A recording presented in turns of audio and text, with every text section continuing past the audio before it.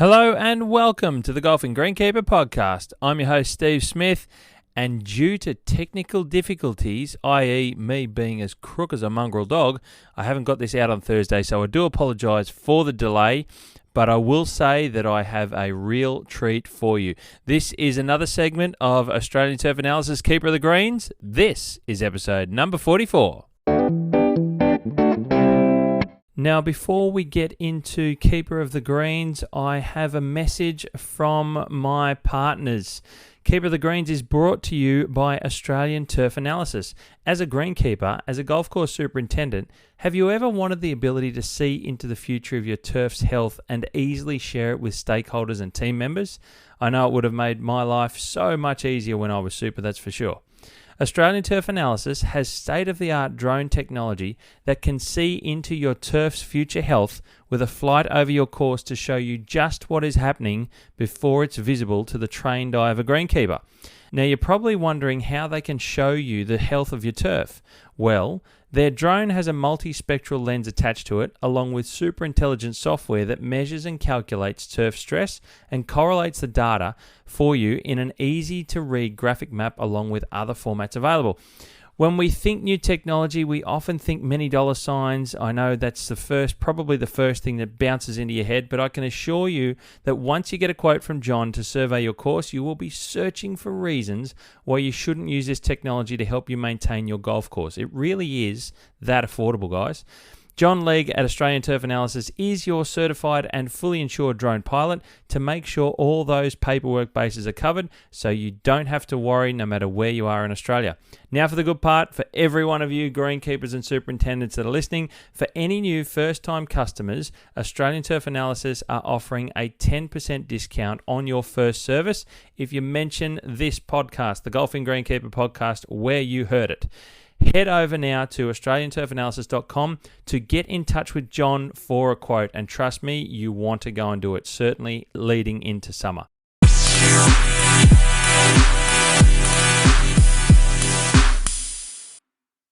Ladies and gentlemen, we come that time once again that hopefully you're so familiar with, is the Keeper of the Green segment of the podcast. And I'm so excited. I'm in Queensland myself at the moment and made the journey up north, but I thought it's time we venture back into the Sunshine State, and we're going to go up into the Sunshine Coast. We're going to Noosa Golf Club, where I've got on the line Superintendent Mick Pascoe. Welcome, Mick, to the Golfing Greenkeeper podcast.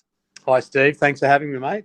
Mate, I am really excited to have you on to this one. I think we're going to get some good insight into your golf course there where you are now at Noosa, and certainly your background. I'm really intrigued about, there's some points in there that I want to discover more about and explore, and we can have the listeners come along with us on the journey. So this is going to be a bit of fun, mate. And we'll start with the Super 7 questions, a bit of quick, short answer fun. You ready to rock and roll?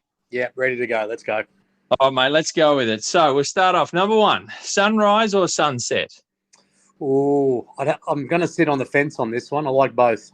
Oh, but what does that mean? Midday, or are we going both? If I had to be partial, I'd say sunset. Okay. I love it when people go something different to the norm. We're gonna dive into it. Is there something about that in a past memory or a place that you've worked potentially? Where does sunset come from? I just think you just get the different. You get the colours in the morning, but you also get a different perspective, and it just seems like a different light in the afternoon. And right. Sometimes I've just over the years, you go back and you drive around looking at the course, and you just think, what a great time of day. You've looked back on the day that you've had, whether it be good or bad, and you make the most of that situation there and just say, you know what, done a pretty good job today, and bring on tomorrow. A good way to close out a day, mate. I like to hear something different, and it's meant to be short responses, but sometimes I've got to dive into it. So, yeah, all right, let's go to number two. Course appearance questions, stripes or no stripes on fairways? Stripes. Stripes, okay. We move to number three. A bit more of a preferred look, lean or lush?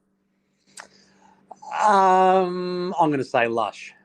Okay, all right. And I think that's we're going to talk about that a little bit more, no doubt, as we dive into your story. Number four, favourite green surface in terms of turf variety. bent grass, couch grass, or something else? And with your experience, there may be, but I want you to explain it if it is something else. Ultimately, I'd say bent grass. Okay. I know there's supposed to be short answers, but I started my career on bent grass on the Gold Coast, the Arundel Hills, and I actually didn't touch couch until, I'm going to say, 7 years later in my career. So bent grass for me, but as we'll delve later on, I'm looking towards the new Zoysias that are fantastic. Let's keep that one quiet for the minute. We'll get into that because there's a lot to explore. There's a lot to explore about that one. But I'm going to throw you in the bent category here on number 4, and we move on to number 5. Now, where do you prefer to maintain a golf course? Warm climate or cool climate? Absolutely warm climate. Nice, very nice. It's certainly an enjoyable part of the world when you get to looking after a golf course in a beautiful warm weather year round. Now, favorite bunker style. This one I love to hear, and it is 3 options, so I'll get you to pick one. So what have we got? Favorite bunker style for you, mate? Is it St Andrews, Kingston Heath, or Augusta National? Kingston Heath. Oh, very nice indeed. And the final one, if you could visit one golf course anywhere on the planet tomorrow, which one would it be for you? I'd have to say, I've thought about this one long and hard. I'd have to say though, Augusta. I think just for everything that's there, especially at tournament time, I think just to visit that whole experience, I think would be something that you'd not forget. Yep. No, I think a lot of people certainly agree on that, and there's a lot more behind the scenes and below the surface and things that as we look at the golf course on television and all those sorts of things we hear and think about, there's so much behind it that I think you would be able to sort of just wow every time you ask a question. Absolutely. I think that's why. I think that's why a lot of people say Augusta, because when you're in the greenkeeping industry, you know that there are other things out there that they're mind blowing. But I think that's why we do hear a lot of people suggest that Augusta is their pick, mate. Well, look, thank you for that. That's a great little quick 7 questions. Now we're going to dive into the long form of the podcast here, and we're going to get a lot of your background, and we're going to hear some of your stories, and we're also going to dive into Noosa as well, which is where you are today, mate. But let's start at the beginning for you, Mick. Let's talk about how you got into greenkeeping. Where was, say, the first place that you got to walk into a shed? Where did you get your first taste at greenkeeping, mate? How did that happen? It was actually, I'd say I was probably about 13, 14, and I was playing golf with my brother and my father at Bribie Island Golf Club. We were up on holidays, and there was a guy mowing. That's the original. The original, yep. And there was the original course, yeah. There was a guy mowing fairways, and I thought that looks like a pretty good job. So I walked up to him and asked him. I said, "What time do you start?" He said, 6 o'clock. And I said, "Oh, that's cool." I said, "What time do you finish?" And he said, 2. And I thought, this is great. You could go fishing, you play footy, cricket, everything in the afternoon. You got the whole afternoon to do whatever you want to do. That sounds great. So I did work experience at Surfers Paradise Golf Club when I was 15 in year 10. I liked that. Then in year 11, both my parents are school teachers, and I'm the youngest of 3. And so I thought, my sister went through grade 12, my brother left in year 10 is a Sparky, and I thought, well, I'm sick of school, so I left to be a carpenter joiner in a workshop that did shop fitting for all the shops in shopping malls, and they fit out those shops. And I lasted 3 days, Steve, and I just went, I do not want to be stuck in a factory. I want to be outdoors. So I went back to school, and Mum drove me around. Mum drove me around all over the place, from Tweed Heads all the way up to, at the time, Gainsborough Green was the furthest north, being from the Gold Coast. And the rest is history. It'd probably lead me into the next question, probably. Well, and that's that we will do that now. That's an interesting start, and we do sometimes hear. I've spoken to some people that didn't start their first job out of school was not even outside. It wasn't like you said, if it was something to do inside or whatever, and then you just very quickly decide, as has happened in a few of the conversations I've had with other superintendents on this segment, is it's like, no, it's not for me. Or something else tripped up and it didn't work out for them, and then they've gone into the golf side of things and got the start. So it's really interesting that even though you got that early on up at Bribey, you've come back and gone into something and it wasn't going to work. I'm a bit like you, mate. I go stir crazy if I'm inside. Just forget it. It just doesn't happen. Exactly. It's not and my family are in retail, so But mate, okay, let's move from those early days.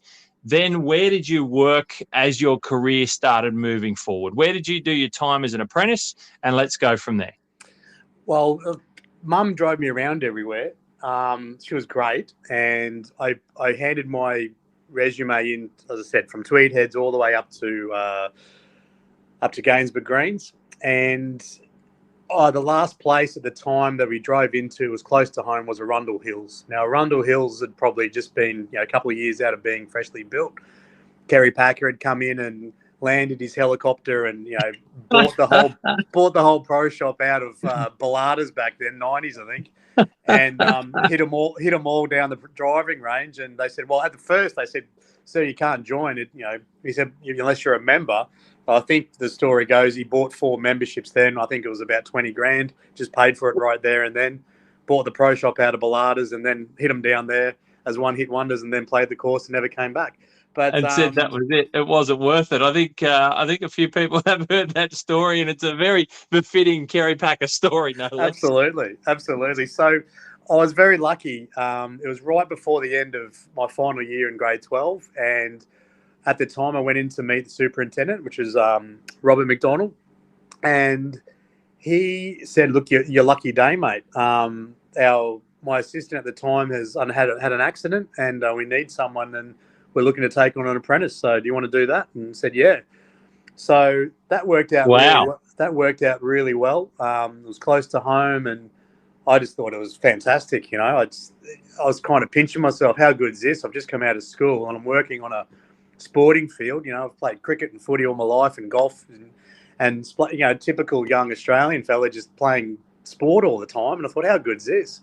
Well, and you talk about Arundel as your first place of full-time work on golf course. I mean, you talked about Kerry Packer flying in. The course wasn't long open. I've played Arundel, and I love the bones of Arundel.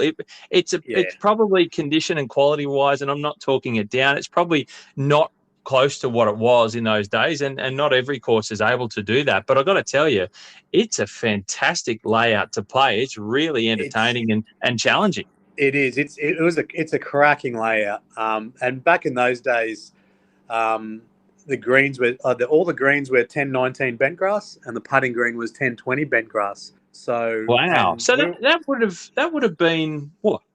Was that the only course then with bent around this part of the southeast Queensland? I think St. Tricove at that time, the Pines had bent grass.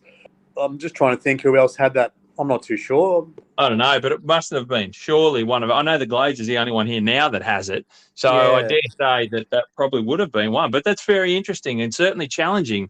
No doubt you would have seen a lot of challenge in that doing your time. It was fantastic. I mean, you'd love winter and you'd dread summer because you'd be out there it was pretty cool though. You're out there on the four-wheel bikes, whipping around and cooling off syringing greens with hoses, which was good.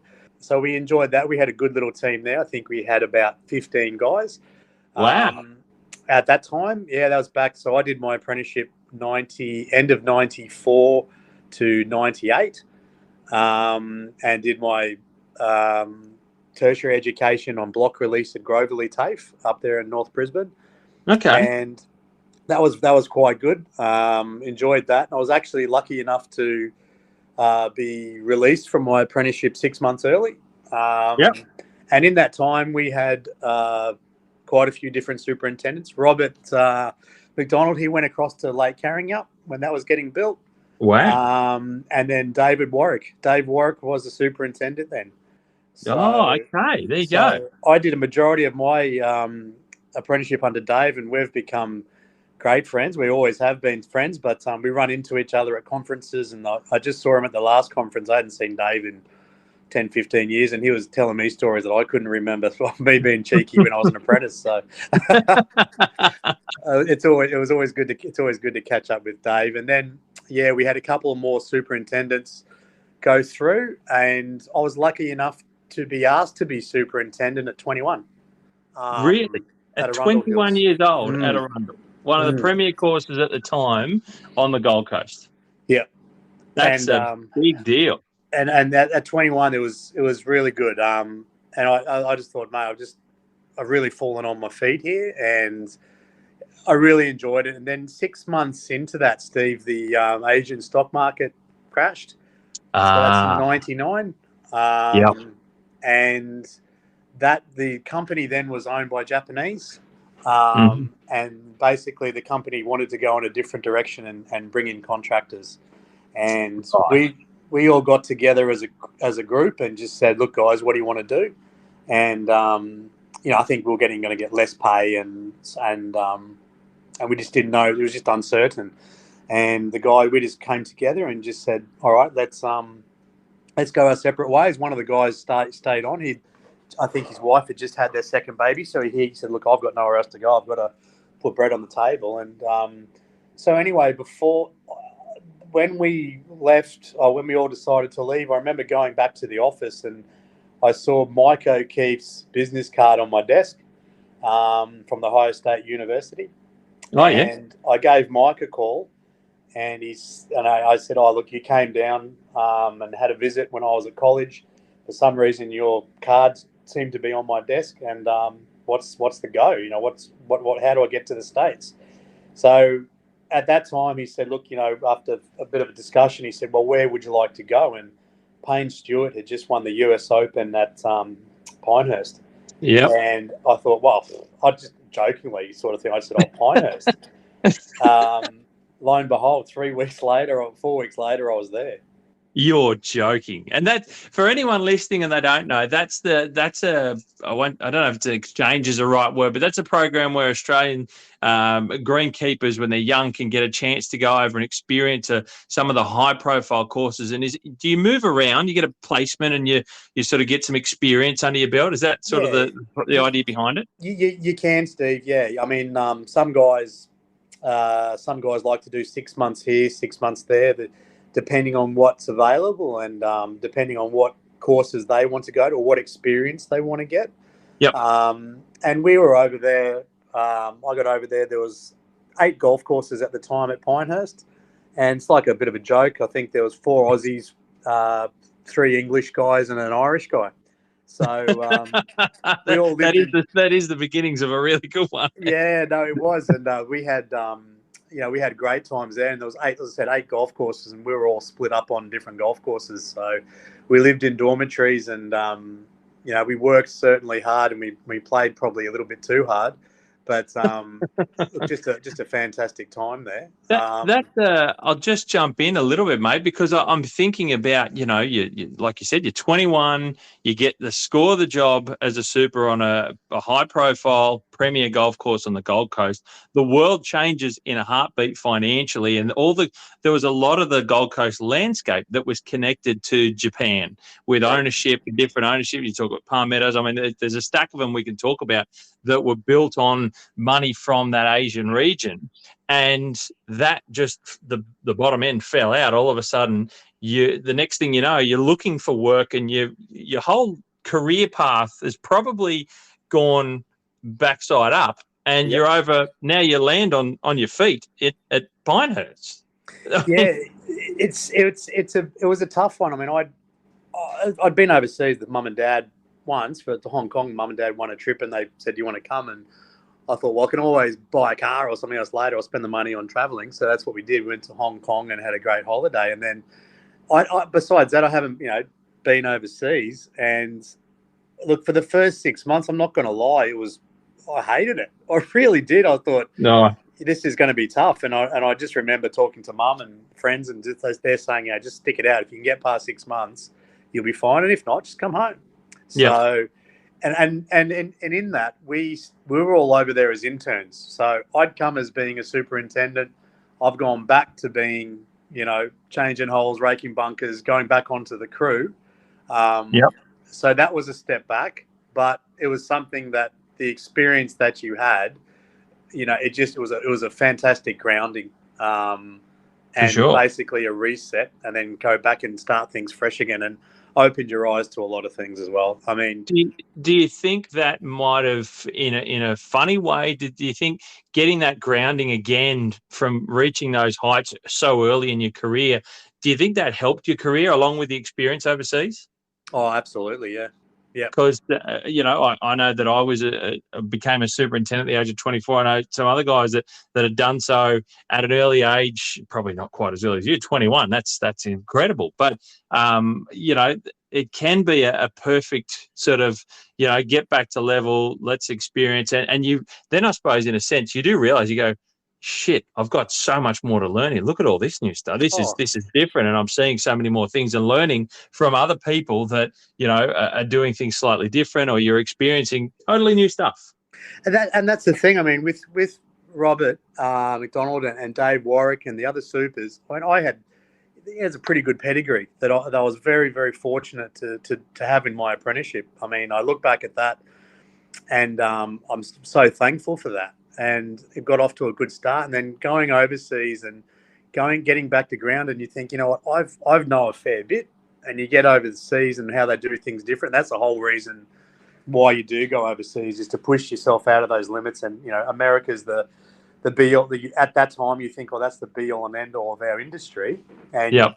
and sometimes it's like everything. The grass is not always greener on the other side. You learn things over there, and you think, oh, well, we do it better back in Australia, but there's a lot of other things that they do so much better over there. And you think, we're a little bit behind in Australia, but then I'm talking 20 years ago. So, Yeah, sure. we were behind in a few things where, and I think now we're pretty well balanced out. But, Yep. it was definitely a good grounding going back there. So I was 18 months in Pinehurst. I worked on course 3 and 5, and then went across to course 4, and Fazio had just redesigned 4. Wow. And since then it's been redesigned again. Wow. I think Core and Crenshaw have done it. That would have been chalk and cheese, I got that imagine. right.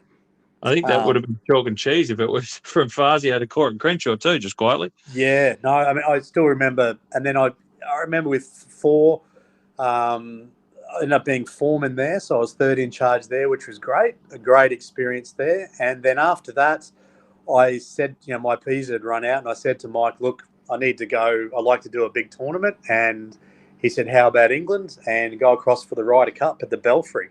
Wow. In 2001, I said, sign me up, I'm there. And he got me onto the Forest of Arden with Kenny Mackay as a superintendent there. And Ewan Grant was his assistant. And Ewan's up now, was at St Andrews for a while. Kenny's at Wentworth. He was the president of Biggar. So, wow. I've been very lucky in my career to be underneath these guys. And I was there at Forest of Arden we did the English Open. Peter O'Malley won that. That was in 2001, I think. 2002, actually. And I ended up there, and also went down and played cricket with a good mate of mine down in Bristol. So I actually bought a car there, and I drove it down to play cricket. And at the end of the game, I went to hop in the car and drive back, and someone had stolen my car.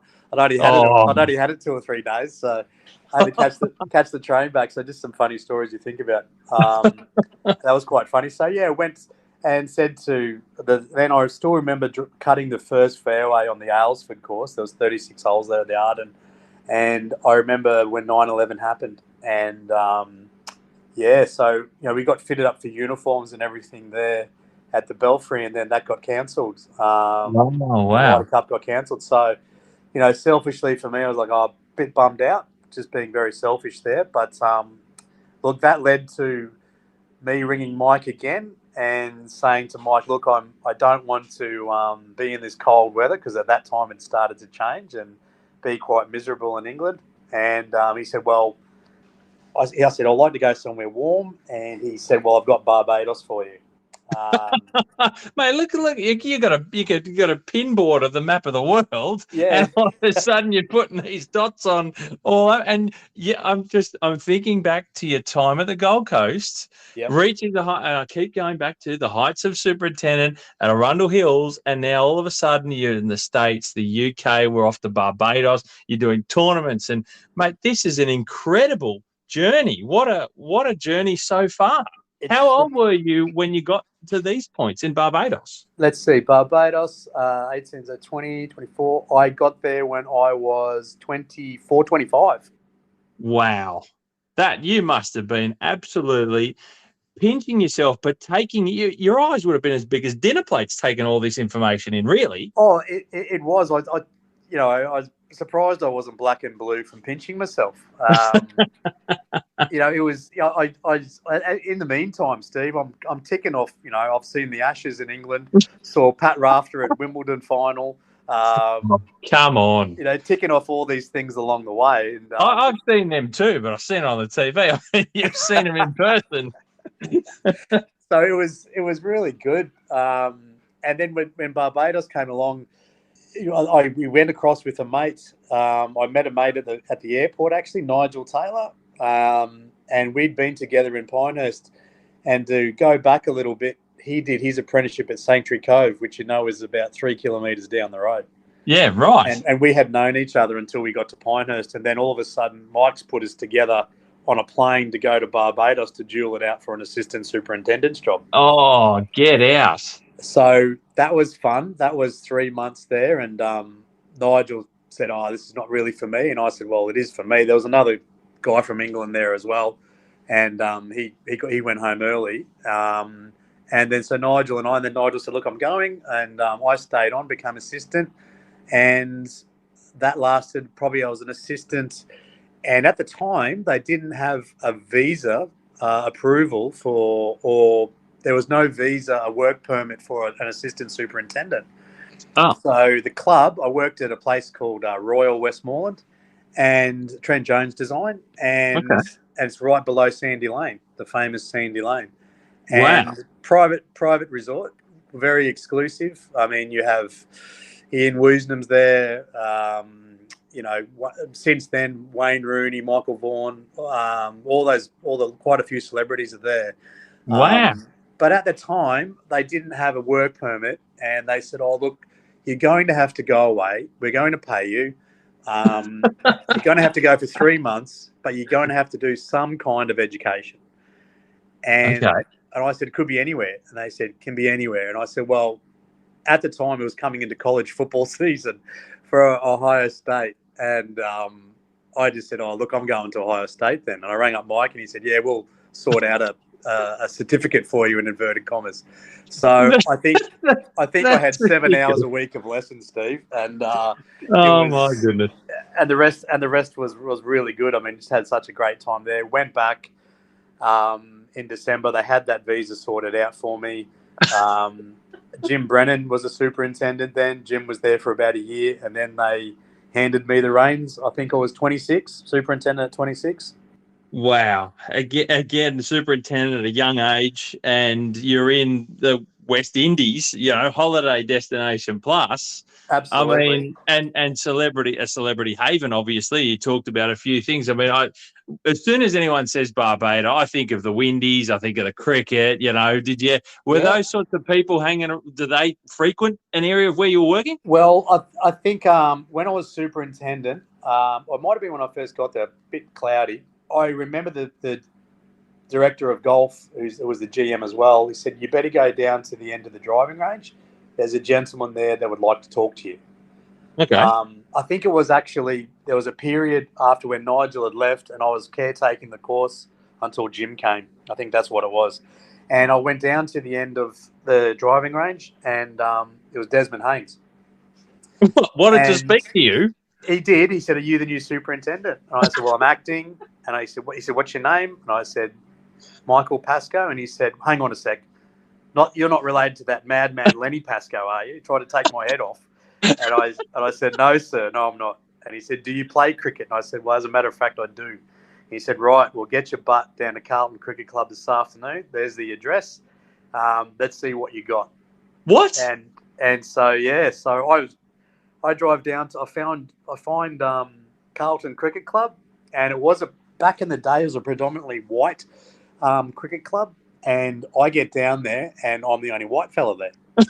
So he told me to ask a guy who's Kirk Williams, and he actually ended up playing for the West Indies. He was younger then, and I went up to Kirk and I said, "Hey mate, Desi sent me down and said I can use your bat and your pads," and he sort of, I won't say what he said, but he just told me to go and sit back down, and oh yeah, no worries. And then so Desi came around and he tore strips off him, and next thing you know, I'm wearing Kirk's pads and I've got his bat and I'm out in the middle. And you're kidding. Yeah, played four years of cricket in Barbados.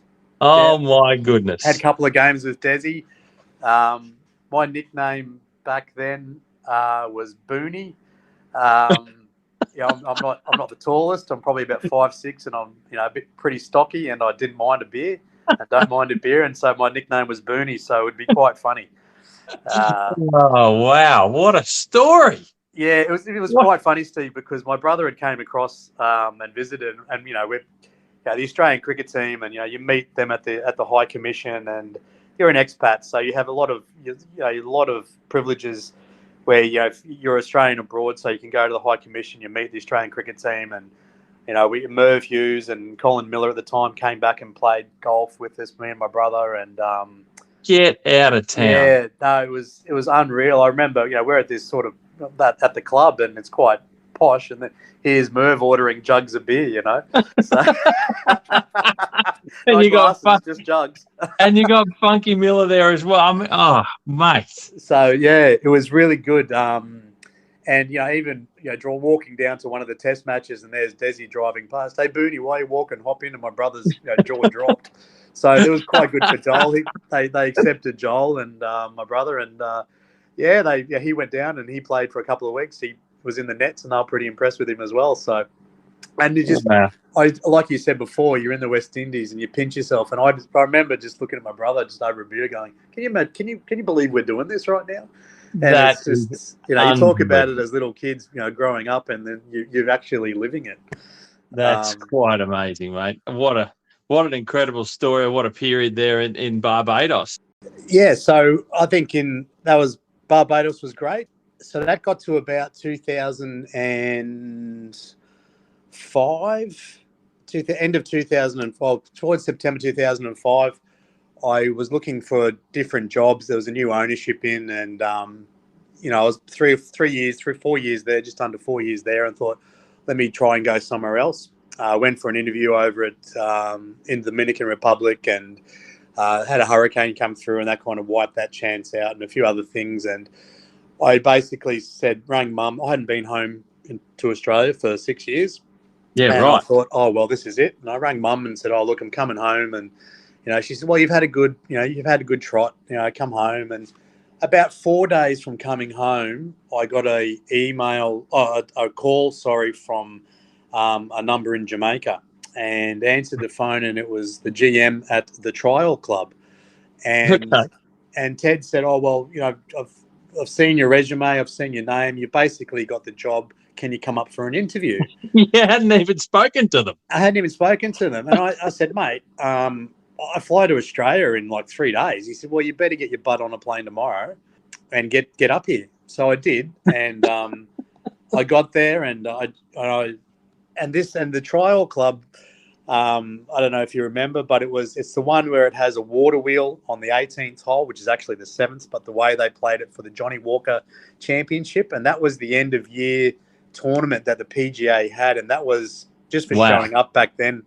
In the late 90s, you got $30,000. It was just before Tiger came on the scene. So Greg Norman, Steve Elkington, Nick Faldo, Ernie Els, Freddie Couples, all that, John Daly, they're all in their prime.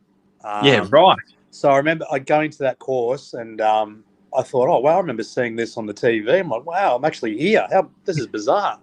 And I remember going to Ted, and Ted said, oh, look, who's the GM? He said, look, drive around. And so we drove around, and the place was it was not in a good way, just full of weeds.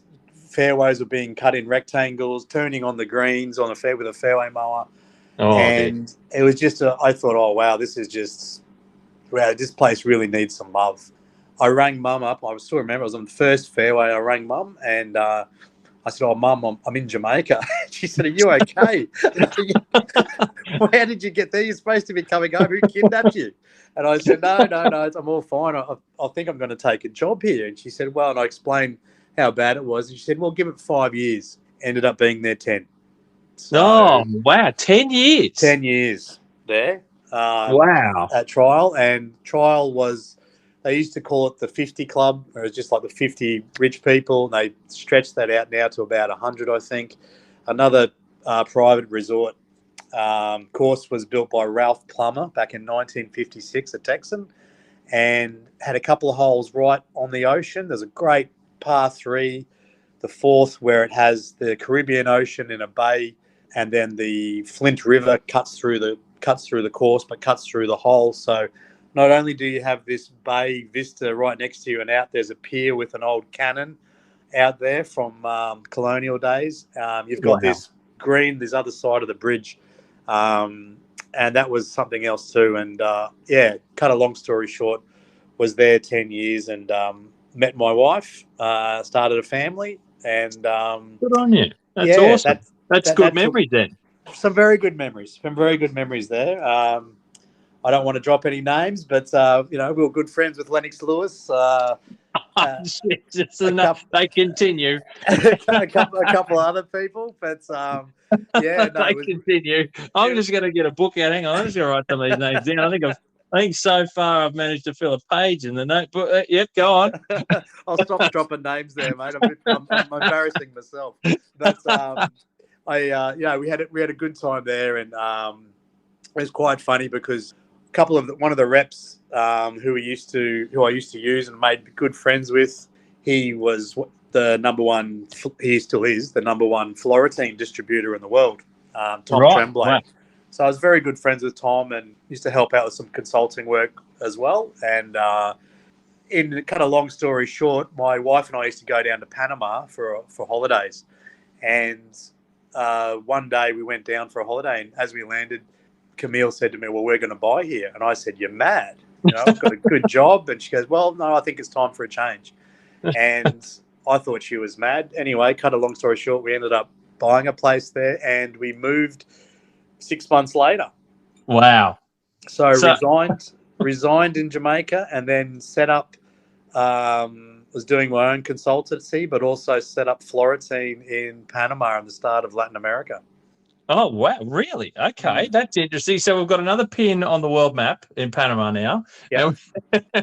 And you've gone sort of out of maintaining a golf course now to setting up a business in, supporting golf courses in how they look after themselves. Correct. Yes. And how did you find that as a bit of a step away? Was that reinvigorating, doing something a little bit different? I loved it. I didn't really I missed it, but I didn't really realise how much I'd burnt out in Jamaica. Yeah, okay. And that's I didn't realize. I think Camille knew it. Probably everyone else around me knew it, but I'm a bit thick. But it didn't really hit me until I started meeting with other superintendents, and I thought I was just burnt out, and I really missed being a superintendent. I really did, and going into the workshop, because you're then just seen as, not only a consultant, but a little bit of a salesman and, what do you know sort of thing. And that took a little bit of getting used to. And then that kind of led me to, I was consulting up in the border of Panama and Costa Rica on a golf course up there. And that was back to bent grass again at 3,000 feet. So that was bent tees, bent fairways, bent greens. And we're 9 degrees above the equator. Wow, that's weird. Yeah. Beautiful spot up in Boquete in the mountains of Panama. Wow. So we moved up there for a month, and then one of my clients who was down in the city at a golf course called Santa Maria, that was another private club, it was a Jack Nicklaus design, would have been about 4 years old. And we'd actually gone down to Panama, my wife and I, but also we'd gone down on a boys' trip with a couple of members from a golfing trip with a couple of members from Trial. And I remember when you land in the airport and as you drive, 6 lanes into the Panama City, and that was like driving into Miami. There's so many high rises, and Panama just blew me away of how developed it was. So it's not like driving into Bundaberg on the Bruce Highway or anything. No. It is like driving into Miami times 2. Wow, really? Yeah, high rises and just a lot of wealth there, and you've got the canal there. So I remember driving in, and there was a golf course, and I just had a funny feeling, Steve. I just thought, I'm going to work there one day, and thought to myself, you're mad. And then a client ended up being there, Dan, and then he left, and he went back to Arizona to start his family, and it was a Troon managed course. And Dan rang me up, and it seems funny, but Dan rang me up and said, mate, you've got the job. And I said, what job? What are you talking about? And I love it. You've got my job. And I said, well, what are you doing? And he told me what happened. He said, all you have to do is fly down for an interview. It's a bit of deja vu here, right? Fly down for the interview and it's yours. And look, we didn't speak a lick of Spanish either. And so it was quite a daunting step for the whole family to go down and relocate and move down there from Jamaica. Anyway, so we'd been there over 6 months when this happened. And we went back to the city. And, was superintendent there for 3.5 years. Wow, what an incredible and that was experience. All Platinum Paspalum World War. Yeah. Oh, okay. That's something we don't often hear about here in Australia. No. So a fantastic course there. Obviously a Nicholas design. We had 17 and a half holes at the time when I was there. And I was lucky to build the other half of the ninth, which made it 18. And, fantastic experience there. Wow. We bought, it was about an hour and 20 minutes away. So had about a 2 hours, 40-minute drive each day, an hour 20 there, an hour 20 back. So I'd get up at 3 o'clock in the morning and, fang it to work up this highway. And I'm driving over the Panama Canal. So I'd be listening to all these podcasts and stuff. And, you call a couple of mates and you're like, oh, what are you doing? Oh, I'm just driving over the Panama Canal, Like, yeah, sure. Sure you are. Yeah. Yeah. As you do, Mick. Yeah, great. That was really, really good. And look, Panama was great. And I rang up a mate of mine who Nigel Taylor again. Oh, yeah. I mentioned earlier, and I rang up Nigel just because you keep in contact with a lot of the boys. And I just said to him, hey, look, mate, as a joke, is there any jobs going in Asia? And he said, well, as a matter of fact, and then he hung up. And I was like, that's a bit weird. And I got a phone call from a good mate of mine, Brad Burgess, with Sports Turf Solutions. And anyone who knows Brad knows the way Brad talks, typical Australian, but just very slow and deliberate in his speech. And just said, I hear you're looking for a job. and sounds like something out of the Matrix. Yeah, and I just said, entertain me. And he said, look, this is what I'm looking for. And and about 6 weeks later, we were in Vietnam. So this is all basically, this is through the tropics of the world, really, isn't it? I mean, you're going from the Windies to Panama, even though up to the mountains there up high, and then you've gone across, now you're in Vietnam into Asia. Yep. That's I'm thinking about grass types and in that type of, humidity and heat. Is that something that you became really accustomed to dealing with, the grasses and maintaining turf in that sort of a region? Yeah, absolutely. At Barbados, we had TIF, it was wintergreen throughout, or 419, and TIF dwarf greens. Jamaica was TIF eagle and 419 cooch.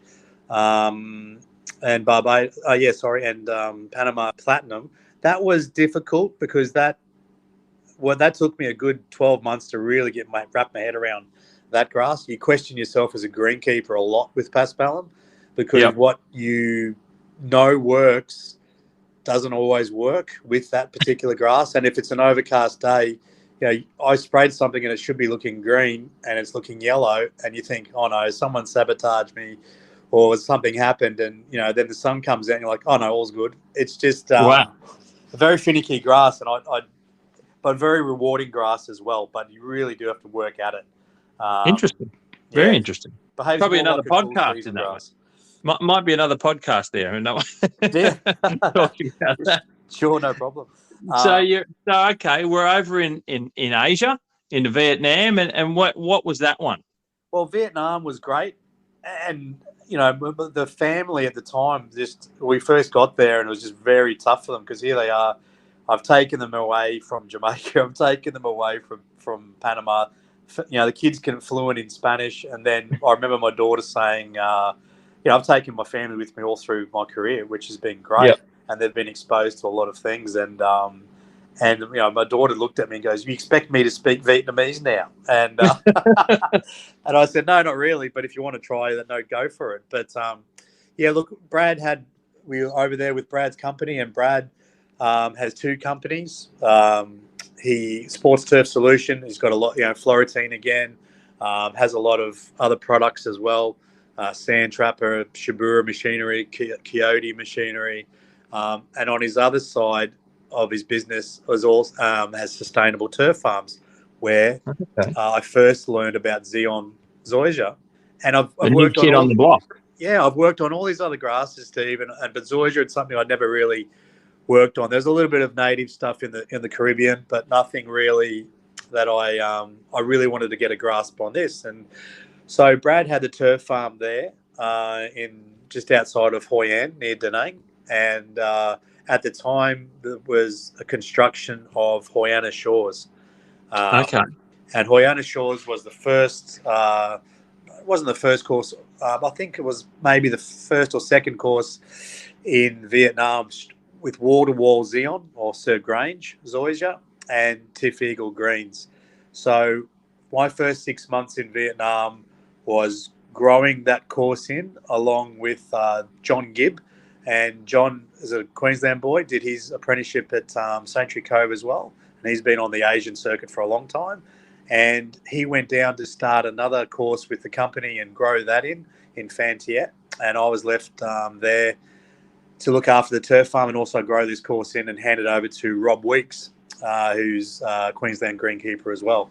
And Rob saw that through, and that's where I really started to cut my teeth and learn about how good and how versatile this grass is.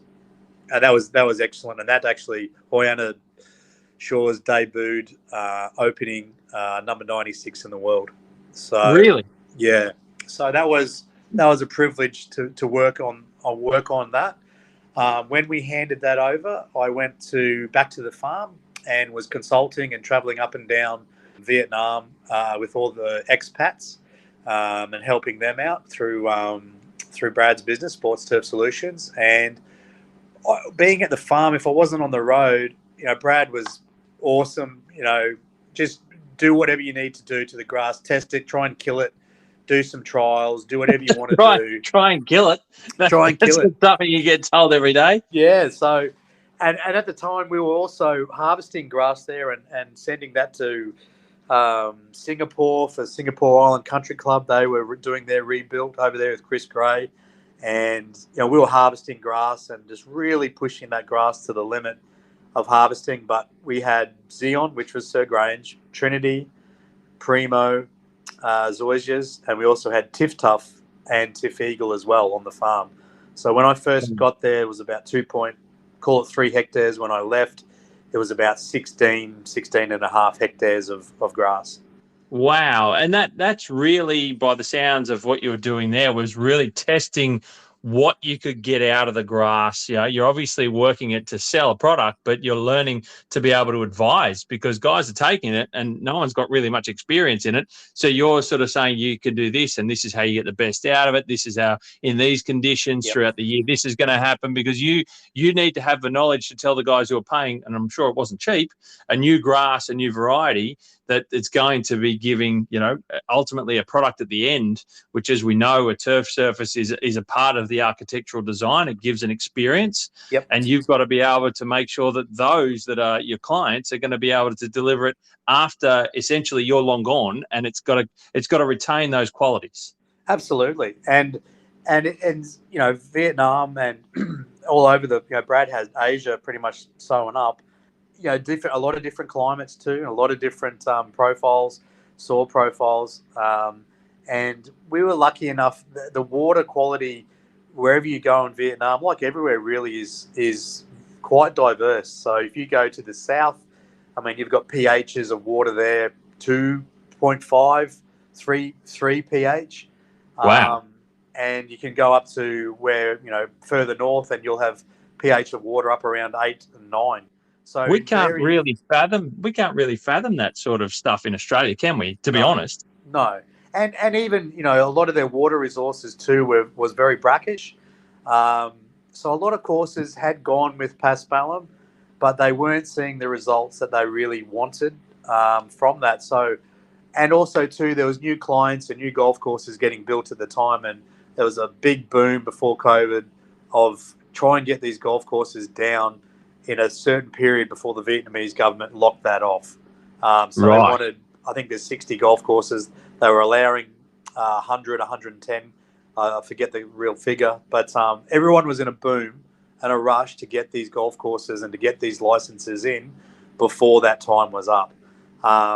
So I'd do tests at 5,000 parts per million of salt water, 10,000 and 17,000 parts per million. And we'd do that twice a day in 40 degree in the height of summer. But we took it over a 6-month period, and we just give each plot, the plot was probably, 60 centimetres by 60 centimetres, and we'd give it 5,000, each one 5,000 twice a day, trying to simulate a hand watering or a deep water that you would do with a hose. Yep. And look, the results that the Zoysia had, Steve, was just, I couldn't really believe it. It was just unbelievable. It actually made, where you put that against cooch would be lethargic. It would go yellow. The leaf would be long and straggly. The Zoysia just really made it, actually went greener. And we know that cooch, from experience in greenkeeping, we know that cooch isn't a high saltwater tolerant plant, and not like, you mentioned the paspalums and in a different grass type we don't often use in golf as buffalo that we know of. Yep. But Zoysia can tolerate. You mentioned you're pushing up around 17,000 parts per million, like salt content. What is seawater? What's salt water? Salt water is 36,000 parts per million. Okay, so you're halfway to seawater. Yep. And the Zoysia is quite tolerant of that ridiculously high number at 17,000. Very, very tolerant. So that would simulate the different seasons, whether it be dry or wet season in the tropics there in Vietnam. And basically, during that wet season, they're fine. But during the dry season, they'd have to draw on this river water or wherever their water was coming from. And that would be, up towards about 12,000. So we took it a little bit extra to say, look, 17.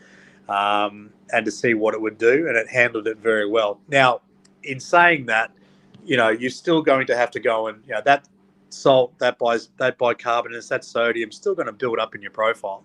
So you're really still going to have to flush that. But, your plant though is, Trinity, for example, was mines salt out of the ground and actually takes it out and puts it out on the leaf. Whoa, that's weird. Yeah. So. And that's a variety. Trinity is a grass that can be used wall to wall as well. So that is here in Australia, and so is Primo, but they're predominantly greens grasses. Right. Yeah, and basically the Zeon or the Sir Grange is more. That'll probably go down to a height of about 6 mil, 7 mil. Anything lower than that, it sort of starts to. Doesn't really appreciate that being cut that low, whereas your Primos, Trinities, more as a tea surface or a greens grass, loves it anything below, 6 mil to 2.5 mil. Yeah, wow. Okay, so we're getting right down, and that's sort of that's green height.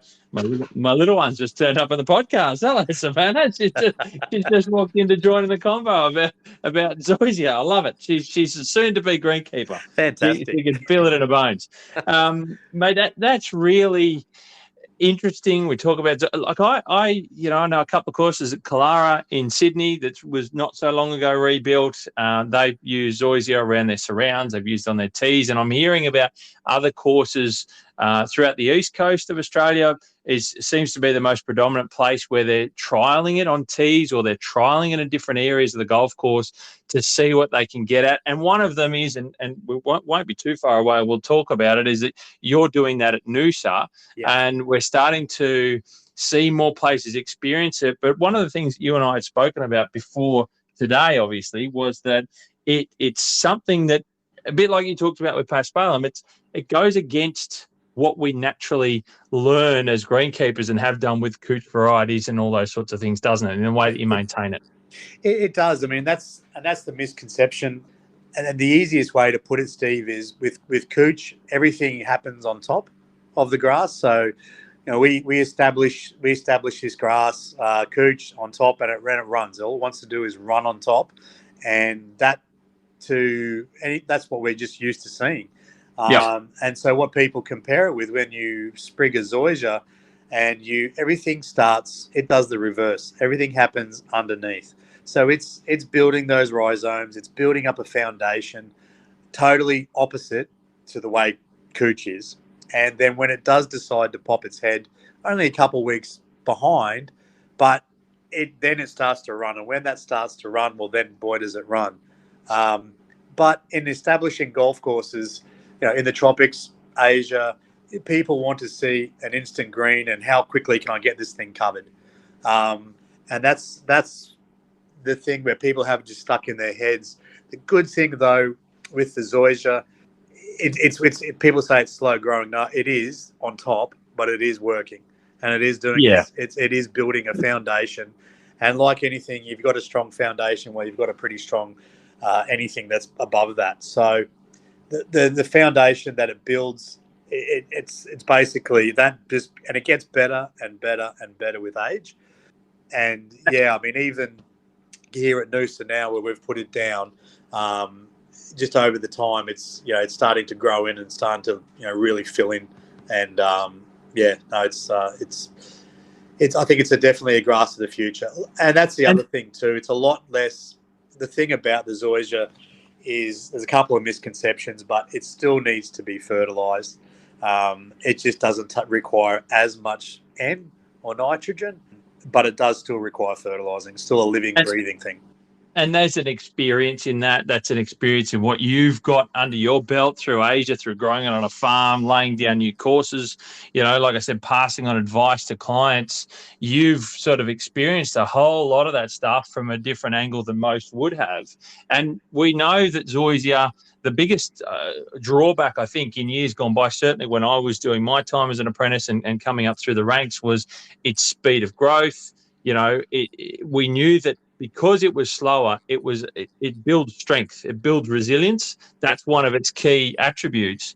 But its biggest drawback was, how do you grow it in different parts of Australia, and how do you sort of get that presentation from it? We had to learn. Now we've got experiences from a lot of other parts of the world that it's happened on, that we really can draw on that. And someone like yourself who's been there, and other Aussies, for example, you talked about all over the place, all those sorts of things. And now that information flow is now coming in, certainly to Australia, which is where I love to talk about, obviously.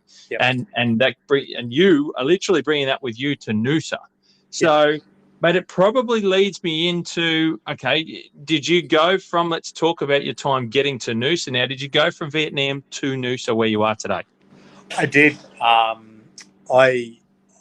basically looked at, my parents were getting older, and that was one of the reasons actually why we came closer to Vietnam, truth be told. And so we thought, pre-COVID, we'd look at when we were in Vietnam, being close, we could just fly back and see their family and go back. And then when COVID came, thought we really need to be home, and the whole world changed for everyone. And then Noosa came up. 3 good friends in 3 different parts of the world within 2 hours called me and said, there's a job at Noosa Golf Club that's got your name written all over it. They're doing a master plan. It's in Queensland. We know you want to get home. that's go for it. And I did. I applied, and I didn't hear anything for a while. Hang on. Did you actually have to apply? I don't mean to be rude to Noosa. Did you have to apply to this one, unlike some of the others from the other regions of the world? Yes, no. I was very. This one was probably the most formal in 20 years, Steve. I applied and was very lucky to get a interview and via Zoom, and felt quite good about the interview, and still didn't. With interviews, you don't think you got the job, Yeah. And I knew other people that were who were getting interviewed as well, and I thought, who am I? I'm no one, sort of thing. I'm not going to get this job. Mick Pascoe plays cricket with Desmond Haynes. Just little old me. Why should I get the job, sort of thing? And all of a sudden, the GM rang me up and said, when can you be in Australia? And I said, look, I can be there in 5 weeks. We had to get visas, and it was now we can talk about it and laugh, but it was at that time we had to apply. I had to apply to get back into my own country. Wow. So what year was this? This was 2021. So this was last year. This was in the midst of COVID up and down yo-yo. Yes. When no one knew whether you could leave your house, get into another state, come home, go home, visit people, or wake up and have breakfast without facing north. You didn't know what you could or couldn't do. You're trying to come back to Australia. Correct. And we had to apply for visas. And look, we'd applied for a year for the family to get visas, and I actually ended up ringing in a lawyer, and she said, look, she took me down a dark web hole, and she said, just press a complaint button here on the Australian federal site, and someone will answer you. And sure enough, in about 4 or 5 hours, I got an email back, what's your complaint? And I told them, and miraculously, all the visas and the grants got granted within about 24 hours. Wow. What? Oh, wow. It was quite interesting. With we got back, and we had to find a place. There was at the time there was very hard to find a place in Noosa, Tawantin, and the GM Al was just fantastic. The committee, awesome, and trying to find places for us to live, and we had to go into quarantine, and we were in quarantine for 2 weeks, and you look in that time of coming home and being in quarantine, I was in daily dialogue with the club, just to get a footing and to know what was happening at the club, and finally got here, got out of quarantine, and hit the road, hit the ground running straight away. So you started off what month of last year? We're now February 2022. So how long have you been there? I started mid-April last year. Okay, so not far away from 12 months on the ground at Noosa. Yep. Let's talk about Noosa briefly. We talked about, you mentioned there that there was a master plan the club was now working towards. It had a master plan done. It's done by Richard Chamberlain. Yep. Tell us a little bit about how long that process is. The club working through that over a number of years. I know I talked about it just last week on my Walking the Fairways Set News segment, where you got this master plan the club's working through. Is this something that they're talking a 5-year plan to work through, or how is that looking to unfold? We're looking to do it over 2 holes a year. So we're looking at 8 to 9 years. Okay. When I first got here, the club already had a spare hole, and we just had to do a little bit of refurbishment to that hole. And we built off Richard's plan. We built a spare hole on our 14th, which is a par 5, and we put a par 3 in there, which we could then build another tee and turn that par 5 into a par 4. Yep. So we have that spare hole. So we did that September last year. We just completed our 12th hole, and we're halfway through our 5th hole. They're both next to each other, 2 par 3s, and we'll look to do 2 more holes September this year. Mate, that's really exciting for the club. Noosa is an established club in that area. We're not talking about Noosa Springs in case people are confused. There's the much younger resort course, a little bit closer to the beaches, as it were, to the east. You guys are sort of back on. Your northern boundary is on the Tewantin National Park. You got beautiful setting there. Yep. This is all a big upgrade for a well-established local golf club. Is it something that, is there a big membership base there? This is a pretty big deal for Noosa. It is. We have a lot of members. We have 900 members. Is that all? have a waiting list out now. Wow.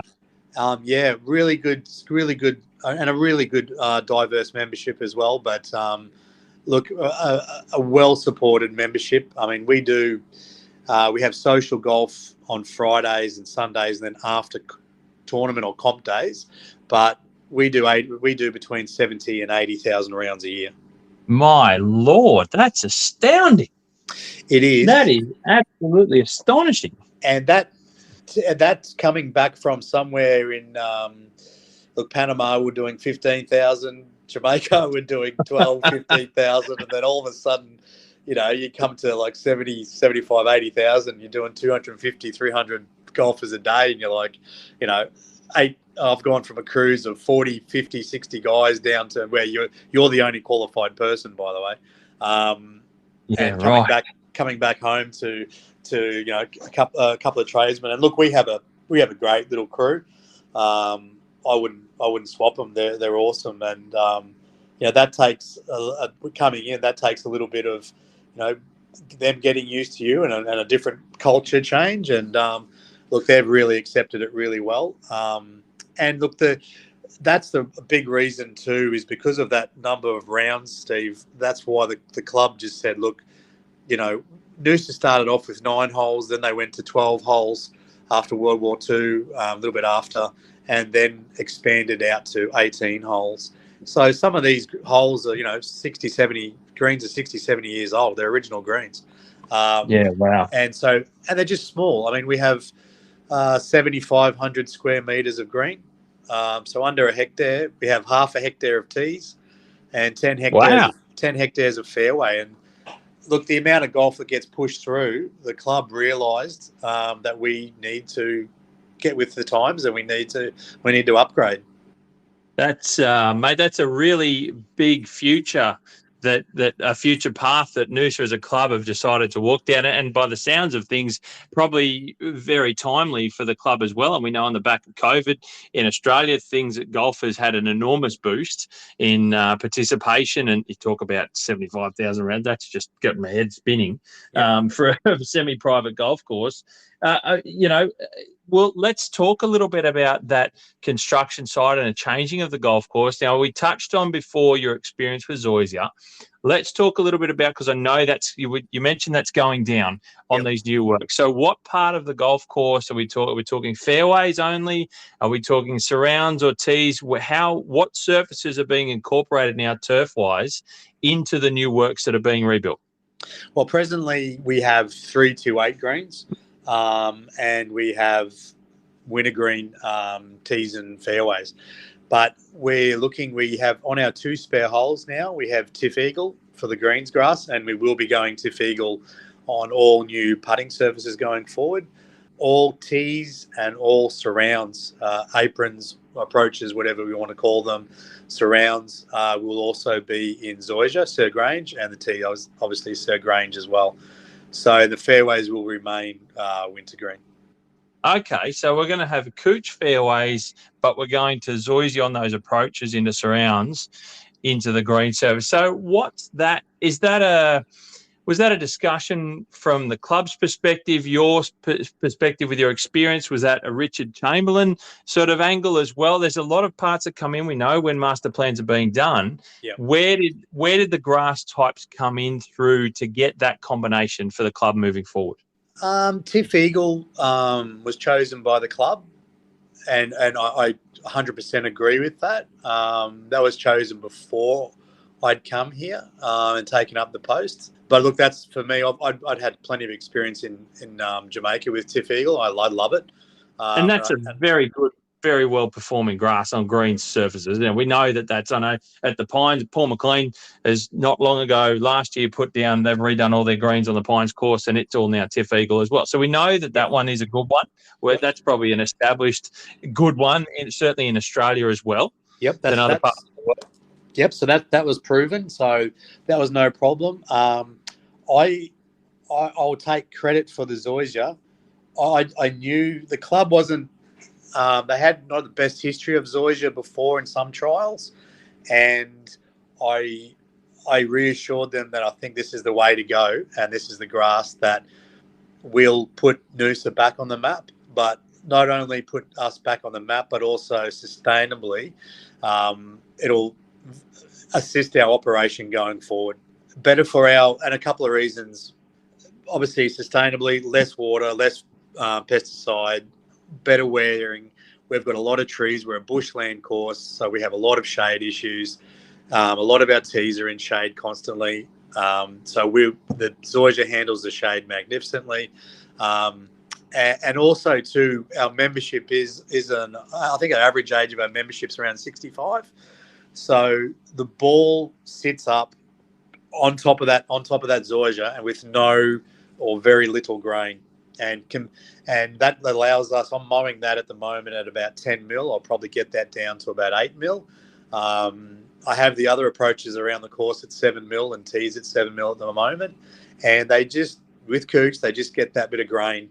But with this Zoysia on our spare hole at the members, the feedback that I've got has been fantastic, because they're happy as Larry because they can putt it.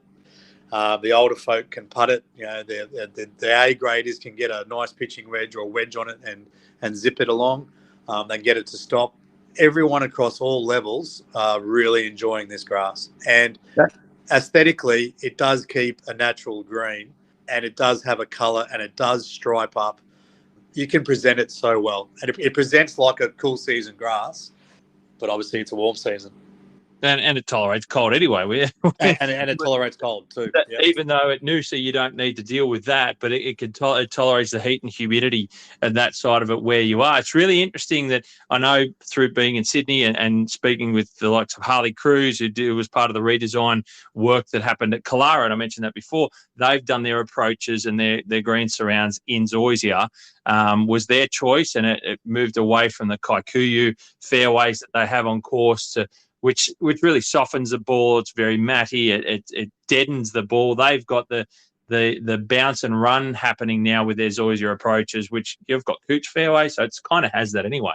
Yeah. But you've got that in your apron. So you talked about no grain, how it sits proud, and you can still present the grass. It really is this versatile grass, and I'm certainly thinking about your experience with Zoysia. Probably second to none, to be fair, without skiting. Thank you. Talking it up. What do you say? We're blowing smoke up your ass. I can say it's my podcast.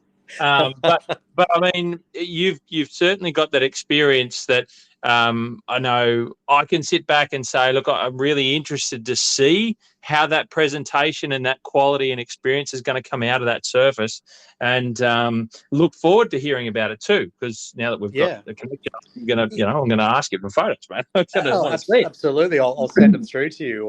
Look, I think the thing is we have, and you'll be quite surprised. I mean, we've got our 12th down 2 weeks, just over 2 weeks. I started mowing it after 1 week. Well, luckily we did turf it. But I mean, look, it's just an instant. And the thing was for the members, and being a new grass, I wanted to show the versatility of the grass. So I had the tee on our spare hole. I had the tee there at 8 mil, between 8 and 10 mil. Then I left a beard of about 100 and 120 around it. So I'd really had that ryegrass look to it, a cool season look that you see over in the States. And even then the ball doesn't bury down like it does in the Cooch. But I just wanted to display to the members, look, this is how versatile this grass is, and it doesn't matter what height it's at, it's still going to hold its colour, and it's still going to hold its versatility and its density, and they're just a pleasure to play off. And it has quite a strength to the leaf blade itself. Like that's part of when you say the ball sits proud on it, no matter what the grass length is. It's not Cooch, the longer it gets, the softer that leaf becomes, in a sense, and you get that ball sitting down in the roughs and that sort of thing. Whereas the density in the zoysia has a strong leaf, but the characteristics are really unusual. Getting away from the common grasses that we know of, it really, this is a different beast, and it has a different method, doesn't it? It really does. I mean, it's quite interesting. I when I first started walking on it, you hear like a crunch of the grass, and usually we associate crunch with it's dry, but quick, get some water on it. But that's just the way. That's just the grass. That's just the way it is. It's got a high silicon content in it, and that's what really makes it versatile, and it probably gives it that rigid feel to it. Certainly, armyworm and not too many chewing insects like that grass. So that's another benefit to it as well. Very interesting, mate. Now let's talk a little bit about Noosa. Well, we've got a little bit of time before you got to get back out there on course to do a bit of maintenance at Savo. Let's talk about some of do you have a favourite location on the golf course where, when we come to visit, where are we going to really get that feel of what Noosa Golf Club is like, and Noosa Golf Course? Oh, look, I'm going to have to say the par 3 7th is probably a favourite little spot.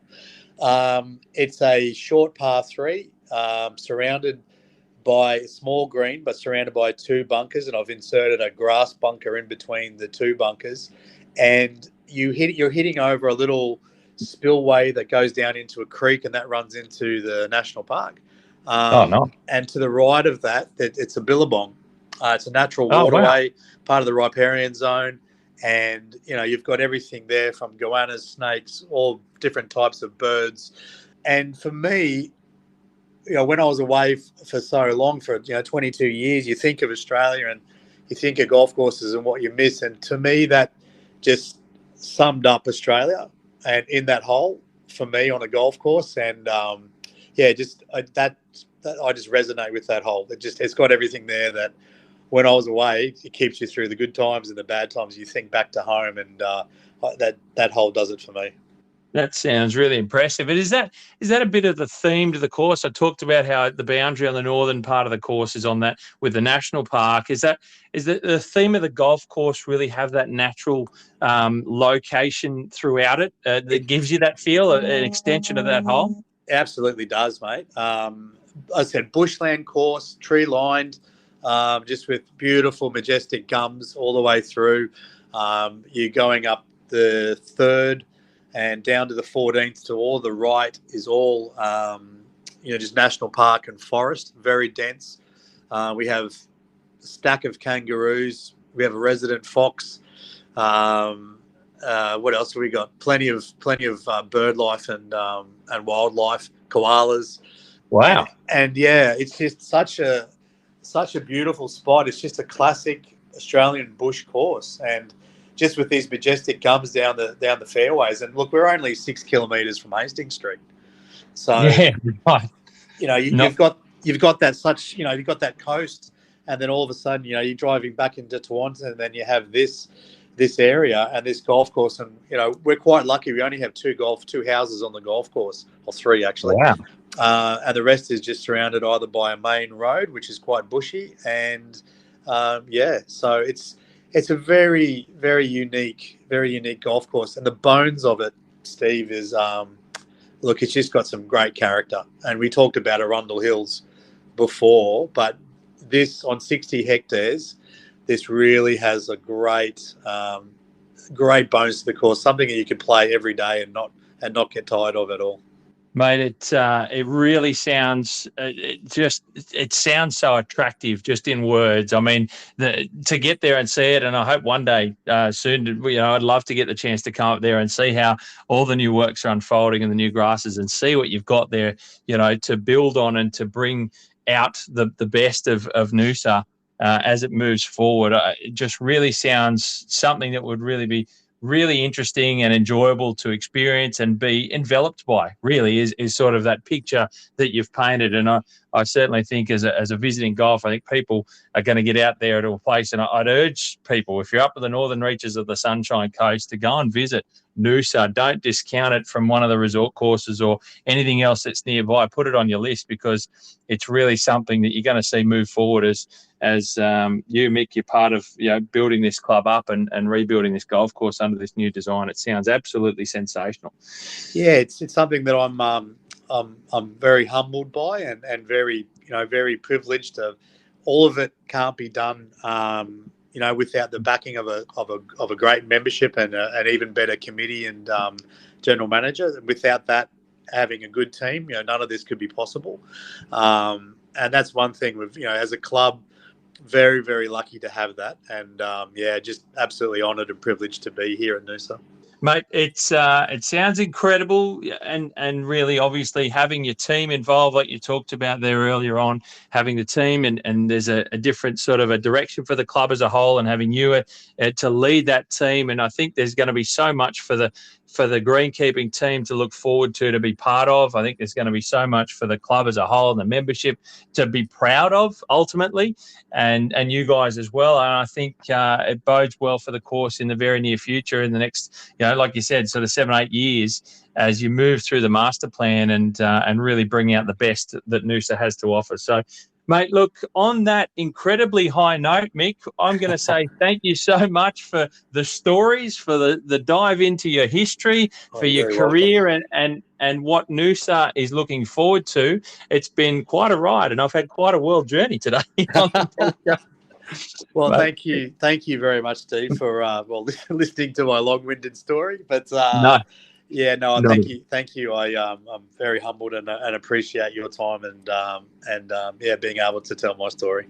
No, mate, not at all. It's really great to be able to pass on, the people behind that are delivering courses for the membership and for visitors. And certainly a lovely advertisement is your story, along with everyone else that I've spoken to on the podcast, to talk about how a greenkeeping career can take you around the world quite literally and experience so much. And it's been wonderful to listen to your story, mate. Great insight to what Noosa is doing with the new turf varieties and a master plan.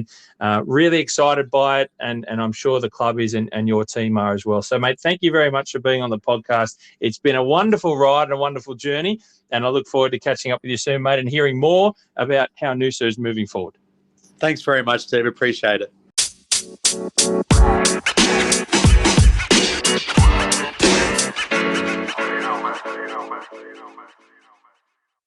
OMG. What a story that was. Mick Pascoe, that is just a sensational story.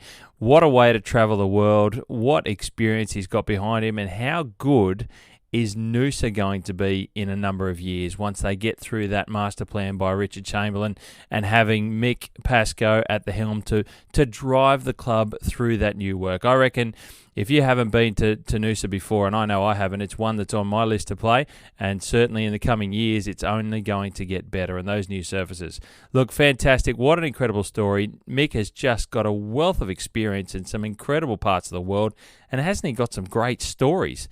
Unreal. I had a whale of a time, and I hope you did too listening to it. It was just a great conversation, and I really learned a lot. And like I said, along the way, I hope you did too.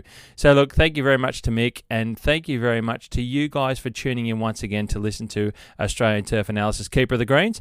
I appreciate you taking the time to come and listen along for the journey for yet another story of another superintendent, and also listening into the golf course there at Noosa as well. So great stuff to have.